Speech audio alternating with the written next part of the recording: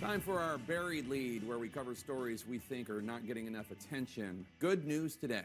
Washington worked, or at least is working.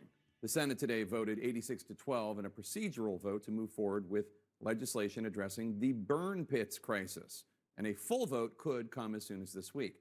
The bipartisan bill has been years in the making and could help millions of U.S. veterans previously exposed to toxic burn pits during their military service abroad. Burn pits were commonly used to incinerate everyday trash, hazardous material, chemical compounds, and more at military sites throughout Iraq and Afghanistan until about 2010. On this show, you have heard the stories from veterans who suffered horrific cancers and other diseases afterwards. And joining us live to discuss in an exclusive bipartisan interview, Republican Senator Marco Rubio of Florida and Democratic Senator Kirsten Gillibrand of New York, both the co-sponsors of this legislation. Senator Gillibrand, let me start with you. Republican Senator Jerry Moran has said the VA has denied approximately 70% of veterans' burn pit claims since 9/11. How does this legislation ensure that the veterans will get the care they need? Well, first of all, this is a great effort by Senator Rubio and I and others to work on a bipartisan basis to make sure when our veterans come home, when they are sick because of their service, that they will be covered. And so this bill creates a presumption. If you served on the War on Terror, if you served over the last 30 years and were exposed to burn pits, that any disease that you have, you are covered. And it changes the current process where survivors and veterans come forward, they're denied, they're asked to prove epidemiological causation, they're asked to prove what was actually burned at the burn pits, they're actually proved which burn pit were you exposed to. It's an outrage. And so this bill fixes that, and now they're all covered.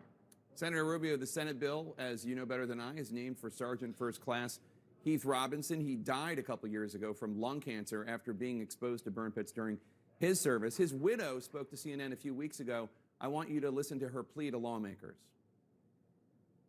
As you go through, Senate building and the House of Representatives and Congress and Capitol Hill, you see POW flags all over the place. And you see these senators saying that they are here for veterans.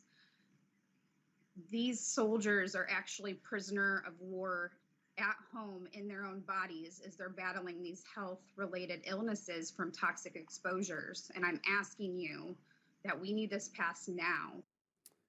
In the House, 174 Republicans voted against an earlier version of this legislation. In the Senate, 12 Republicans voted against moving forward with the bill in a procedural vote today. What's your message to them as you try to get this bill signed into law?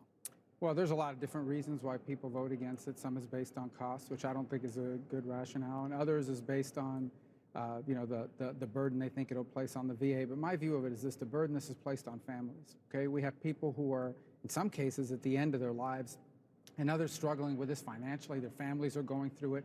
And then on top of everything else, you got to fight with your own government that deployed you to these dangerous war zones to begin with, exposed you to these toxins, and then you come home with a serious cancer or other illness, and now your entire family basically is turned upside down, and not in addition to the suffering these veterans are going through. So this presumption, I hope, will provide relief to thousands of families across this country that are dealing with this. And for people who don't know, burn pits, they're illegal in the United States, but they were allowed in Iraq and Afghanistan right near military bases or on military bases. Senator Gillibrand, veterans who worked on these burn pits have told me that they're frustrated with the VA. Take a listen to Army veteran Isaiah James last fall. He served twice in Afghanistan and Iraq.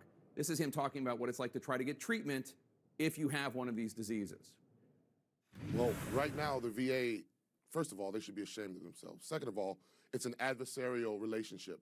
The VA is basically victim blaming. They tell you, the service member, prove to me that you got this cancer from the burn pit, instead of let me treat this cancer and let me go back on the back end and audit it.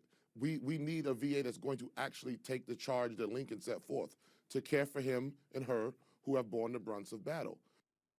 So, Senator Gillibrand, am I correct in assuming that the bill, yours and Senator Rubio's bill, will allow anyone who has been rejected in the past a new opportunity to come forward and apply for these benefits with this presumption that the bill takes care of?